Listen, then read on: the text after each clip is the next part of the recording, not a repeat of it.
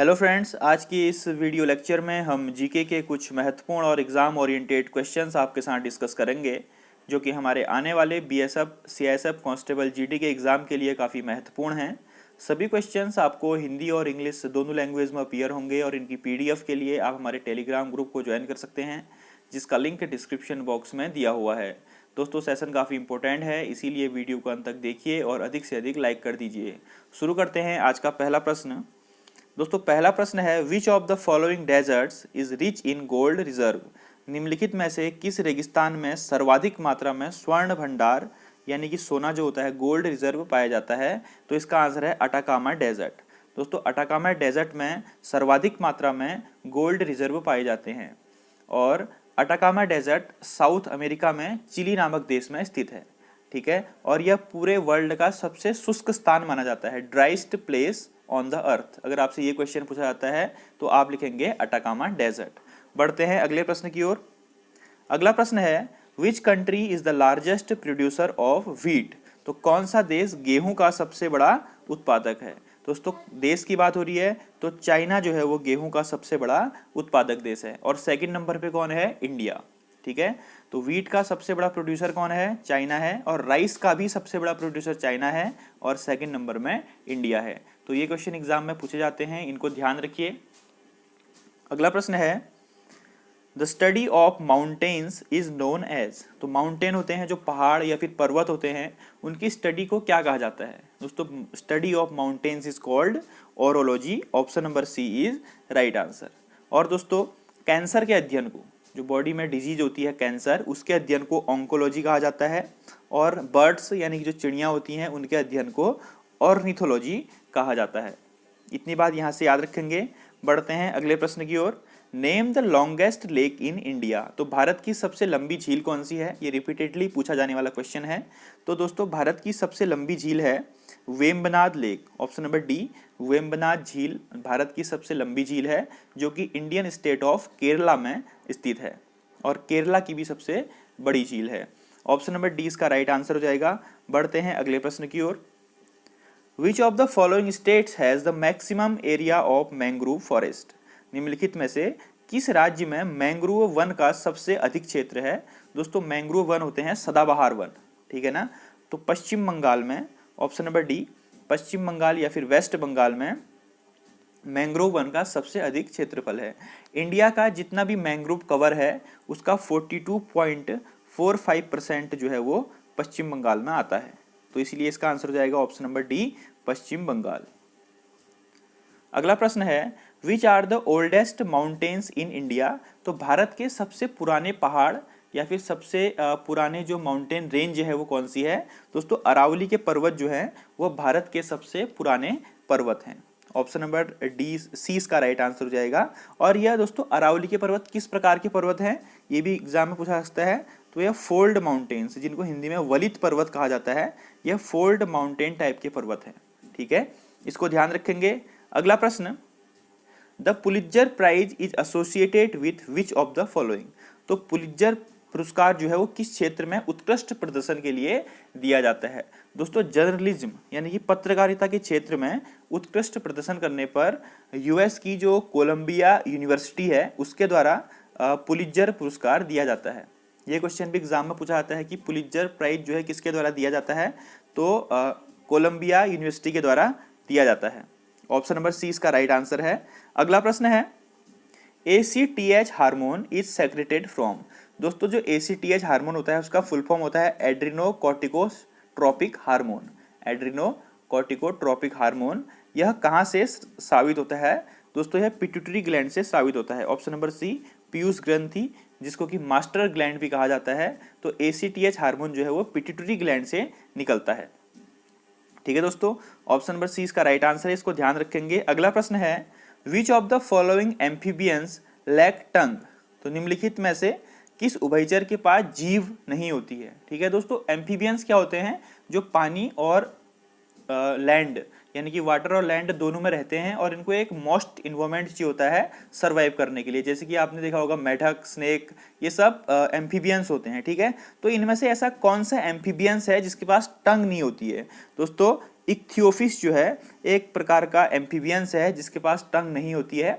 Option number C इसका right answer है। अगर ये क्वेश्चन एग्जाम में पूछा जाता है तो आप इसको लिखेंगे इक्थियोफिस। और इसका इमेज मैं आपको दिखाता हूँ। इस प्रकार का एक एनिमल होता है, एक उभयचर होता है जिसके पास टंग नहीं होती है, ठीक है ना। चलिए अगला बहुत महत्वपूर्ण प्रश्न है दोस्तों, जो काफी बार एग्जाम में पूछा जा चुका है। In which of the following article of the constitution the procedure of impeachment of chief justice of India is mentioned. अगर भारत के जो चीफ जस्टिस ऑफ इंडिया हैं वो अपने पद का दुरुपयोग करते हैं तो उनके ऊपर महाभियोग चलाया जा सकता है, तो वह किस आर्टिकल में मेंशन है भारत के संविधान में। तो impeachment of chief justice of India is mentioned in article number 124। Option number C इसका राइट आंसर है।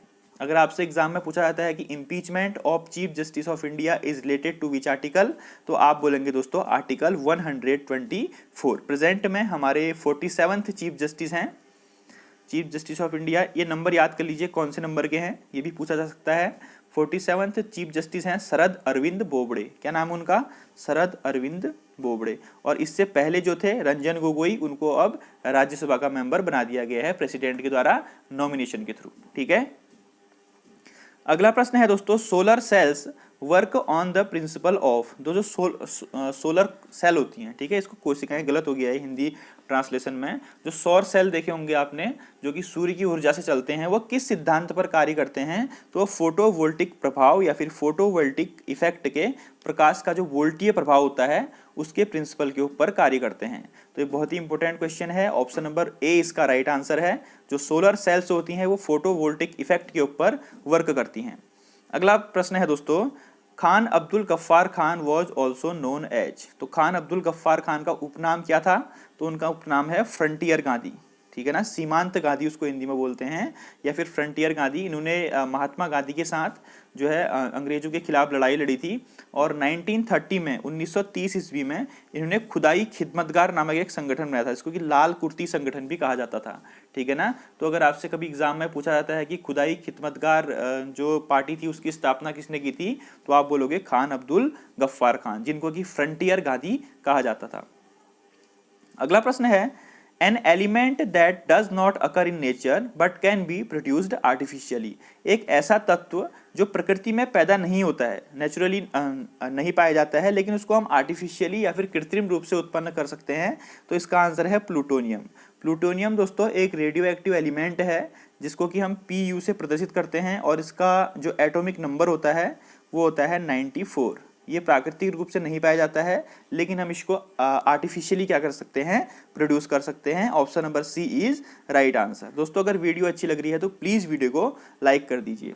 ये क्वेश्चन मैं पहले भी करा चुका हूँ। The sugar present is DNA. DNA में कौन सी शुगर पाई जाती है? तो दोस्तों डीएनए में पेंटोज शुगर पाई जाती है। Option number A is right answer. कौन सी शुगर पाई जाती है डीएनए में? पेंटोज शुगर, ठीक है ना। अगला प्रश्न है, हेडक्वार्टर ऑफ WHO। तो ये क्वेश्चन भी काफ़ी बार एग्जाम में पूछा गया है, बेसिक सा क्वेश्चन है। तो WHO जो हमारा वर्ल्ड हेल्थ ऑर्गेनाइजेशन है, इसका हेडक्वार्टर कहाँ है? जेनेवा स्विट्जरलैंड में। Option number C Geneva Switzerland में। इसके डायरेक्टर जनरल हैं, नाम याद रखिए, क्वेश्चन एग्जाम में टेड्रोस आधानोम, टेड्रोस आधानोम। और इसकी चीफ साइंटिस्ट हैं सौम्या स्वामीनाथन, वो इंडिया की हैं। चीफ साइंटिस्ट हैं सौम्या स्वामीनाथन, डायरेक्टर जनरल हैं टेड्रोस आधानोम। वर्ल्ड हेल्थ डे कब मनाया जाता है दोस्तों? वर्ल्ड हेल्थ डे, विश्व स्वास्थ्य दिवस, प्रतिवर्ष 7 अप्रैल को मनाया जाता है। कब मनाया जाता है? 7 अप्रैल को। और एक क्वेश्चन यहाँ से और पूछा सकता है कि इंटरनेशनल कोर्ट ऑफ जस्टिस, अंतर्राष्ट्रीय न्यायालय जो है ICJ, उसका हेडक्वार्टर कहाँ है? तो उसका हेडक्वार्टर है, ICJ का हेडक्वार्टर है द हेग, नीदरलैंड्स में, ठीक है ना। इतनी बात याद रखेंगे। बढ़ते हैं अगले प्रश्न की ओर। Minamata disease was caused due to.